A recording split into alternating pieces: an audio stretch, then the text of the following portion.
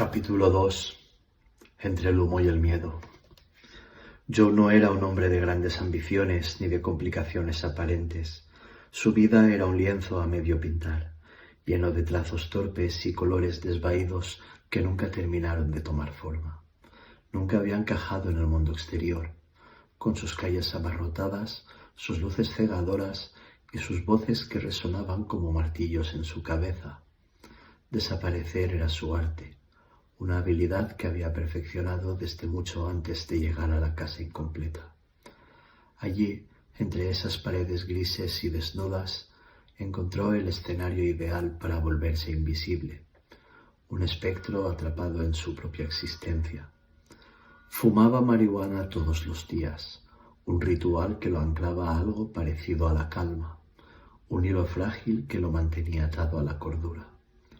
Había empezado años atrás, en una vida que apenas recordaba, pero en esa casa el hábito se convirtió en su salvación, un velo de humo que lo protegía de los ruidos, de las sombras, de sí mismo. Encendía cada porro con dedos temblorosos, no por el frío que se colaba por los huecos de la casa, sino por una ansiedad que lo seguía como una sombra pegajosa, un parásito que nunca lo dejaba en paz. Inhalaba profundamente, dejando que el ardor llenara sus pulmones hasta que el pecho le dolía, y luego soltaba el humo en volutas lentas que danzaban en el aire denso y polvoriento. Era su único compañero, una presencia etérea que no lo juzgaba ni lo miraba con ojos vacíos desde las paredes. Fumaba para silenciar su mente, una mente atrapada en una agorafobia que lo había encadenado mucho antes de que esas paredes lo acogieran. El exterior era un monstruo de 1000 cabezas. El rugido de los autos, las miradas de desconocidos que parecían atravesarlo, el cielo abierto que lo aplastaba con su inmensidad. Intentar salir era un infierno de palpitaciones aceleradas, sudor frío y un nudo en la garganta que lo ahogaba. La simple idea de estar entre gente lo paralizaba y cada intento fallido lo devolvía a la casa con la certeza de que estaba roto más allá de toda reparación. Los días se deslizaban en una monotonía gris, un bucle de olas indistinguibles. Se sentaba contra una pared helada, el porro entre los labios, observando cómo el humo formaba figuras efímeras que se retorcían y desvanecían en segundos. Rostros sin rasgos, manos que se alargaban, siluetas que parecían mirarlo antes de disolverse. Había perdido la noción del tiempo, del día y la noche, de todo lo que alguna vez tuvo sentido. Era un hombre de pocas palabras, no solo porque no había nadie con quien hablar, sino porque nunca supo cómo usarlas.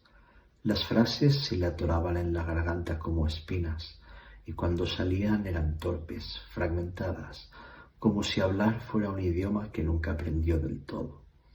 Antes de aislarse, ya era un extraño en la ciudad, un fantasma que flotaba entre la multitud sin que nadie lo notara. Las grandes ideas, los libros, las conversaciones profundas no tenían lugar en su mundo. Lo superficial le bastaba. El zumbido de un televisor roto que había visto alguna vez, una canción medio olvidada que tarareaba sin darse cuenta, el humo que lo envolvía como un abrazo. Cuando el efecto de la marihuana se asentaba, profundo y viscoso, sentía que la casa y él se fundían en una sola entidad. Ambos estaban incompletos, llenos de grietas que nadie se molestaría en reparar. Dos ruinas que respiraban al unísono. Los ruidos que lo aterrorizaban cuando estaba sobrio, los pasos, los crujidos, se volvían un murmullo familiar bajo la droga, como si fueran parte de su propio latido. No le importaba si eran reales o un eco de su cabeza.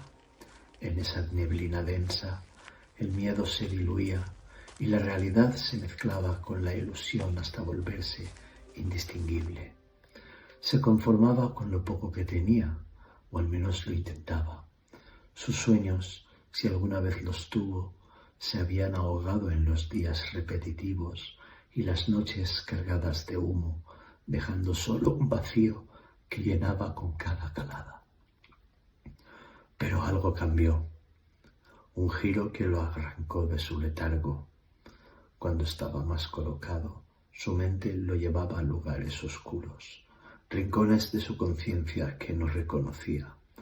Las sombras en las paredes cobraban vida, moviéndose como si tuvieran voluntad propia, formando siluetas de cuerpos rotos, rostros sin ojos que lo observaban en silencio, manos que se alargaban hacia él desde los huecos oscuros. Al principio lo achacó a la marihuana, un truco de su cerebro embotado por el humo y el aislamiento. Pero luego esas visiones comenzaron a filtrarse en sus momentos sobrios, un destello en la esquina del ojo, un susurro que no podía ignorar, una figura borrosa que desaparecía al girar la cabeza. Una noche, mientras el humo se disipaba y la casa crujía a su alrededor, vio algo imposible, una mano pálida emergiendo de la pared, dedos largos y huesudos que se extendían hasta él como si quisieran tocarlo. Parpadeó y la mano se desvaneció, dejando solo un arañazo fresco en el cemento, un rastro que no estaba allí antes. El corazón le martilleó el pecho y el porro cayó al suelo, apagándose en un charco de humedad. Se levantó, tambaleándose, y acercó la linterna al arañazo. No era un truco de la luz, era real, profundo, como si algo hubiera intentado salir de la pared. El aire se volvió más frío y un susurro rasposo llenó el silencio. No te vayas. No era su voz, pero sonaba como si viniera de dentro de él, un eco que vibraba en sus costillas. El mundo exterior ya no existía para Joe, un recuerdo lejano que se desmoronaba con cada día. Pero lo que habitaba la casa, o lo que él había traído consigo, empezaba a reclamarlo, y por primera vez una parte de él se preguntó si quería resistirse o si en el fondo ya se había rendido a esa presencia que lo conocía mejor que él mismo.